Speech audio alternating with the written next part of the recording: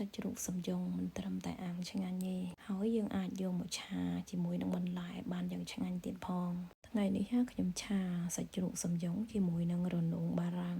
ចំពោះរនោងវិញគឺខ្ញុំមាន5ផ្លែយកមកចិតក្បាលហើយនឹងកន្ទុយចេញមកបន្ទាប់មកខ្ញុំចិតជាចង្វាមូលចំពោះរនោងបារាំងនេះយើងចិតហើយគឺត្រូវត្រាំទឹកដោយសារវាមានជ័រច្រើនហើយរនោងបារាំងនេះគឺថាមាន2ពណ៌មានពណ៌សហើយនិងពណ៌ខៀវ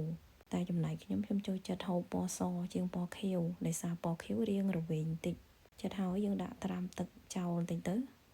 បន្ទាប់ពីត្រាំទឹកចោលប្រហែលជា1នាទីហើយយើងយកមកលាងសម្អាតឲ្យស្អាតហើយយើងត្រងដាក់ទៅក្នុងច្រែងមួយ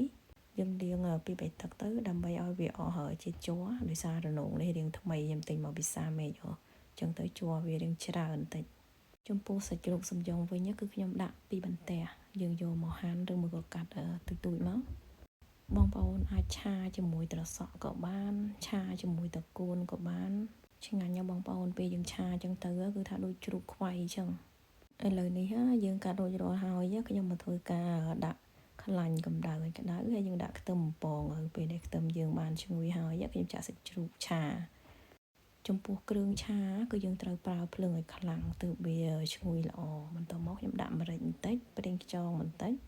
ហើយខ្ញុំដាក់ទឹកត្រីបន្តិចចំពោះគ្រឿងវិញគឺខ្ញុំអត់ប្រើគ្រឿងអីច្រើនទេបងប្អូនដោយសារសាច់យើងវាមានជាតិស្រាប់ហើយយើងរំលាយឲ្យសាច់យើងបានឆ្អិនហើយនឹងឈ្ងុយល្អមក